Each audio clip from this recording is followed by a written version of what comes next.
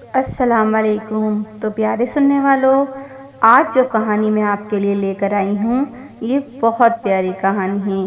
یہ کہانی ایسے عاشق رسول کی ہے جس کے پاس کچھ بھی نہیں تھا مگر پھر بھی وہ مدینے پہنچ گیا، مگر کیسے، یہ تو آپ کو کہانی سننے کے بعد ہی پتہ چلے گا۔ تو پیارے سننے والوں، مدینے جانے کا شوق کس عاشق رسول کو نہیں ہوتا، مگر جاتے وہی ہیں جن کو بلاوا آتا ہے۔ تو چلیے آج کی کہانی شروع کرتے ہیں۔ ایک مرتبہ ایک آدمی جس کا نام محسن شاہ تھا۔ محسن شاہ بہت غریب آدمی تھا۔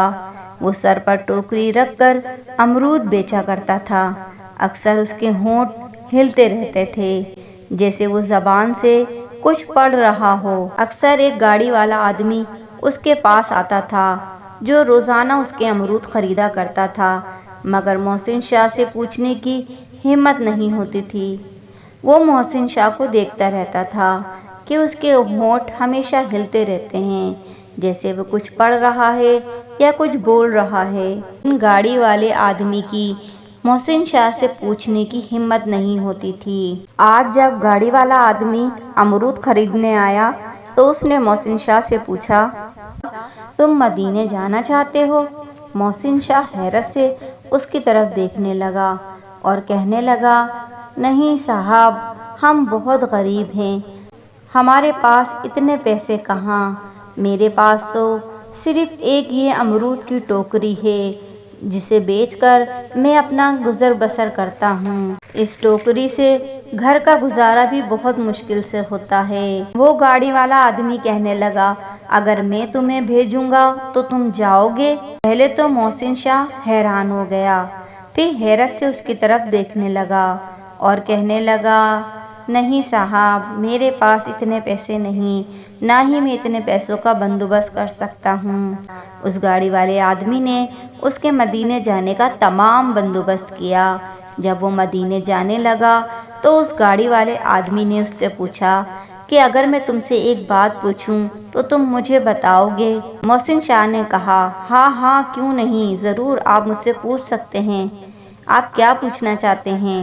اس گاڑی والے آدمی نے کہا، صرف مجھے ایک بات بتاؤ، جب میں تمہارے پاس امرود خریدنے آتا تھا تو میں نے اکثر تمہارے ہونٹوں کو ہلتے ہوئے دیکھا ہے، تم منہ میں کیا پڑھتے ہو؟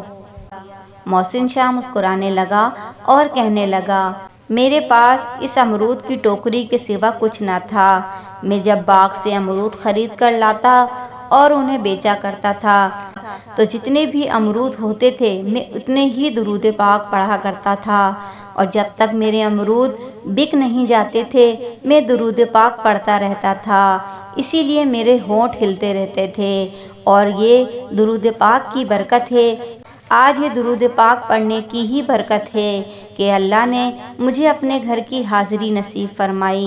یہ کہہ کر محسن شاہ کی آنکھوں میں خوشی کے آنسو آ گئے اور وہ مدینے جانے کے لیے روانہ ہو گیا۔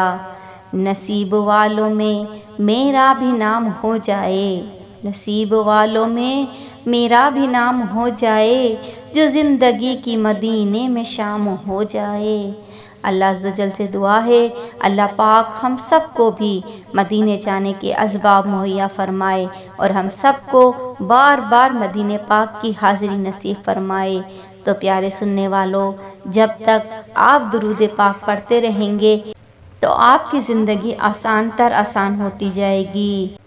تو ہمیں چاہیے کہ ہم روزانہ سچے دل سے درود پاک پڑھیں اور اللہ سے دعا کریں کہ اللہ پاک ہم سب کو بھی مدینے کی حاضری نصیب ہو جائے۔ تو پیارے سننے والوں، آج کی کہانی آپ کو کیسی لگی کمنٹس کر کے ضرور بتائیے گا، مجھے آپ کے کمنٹس کا انتظار رہے گا۔ ملتے ہیں اگلی کہانی میں، جب تک کہ اللہ حافظ۔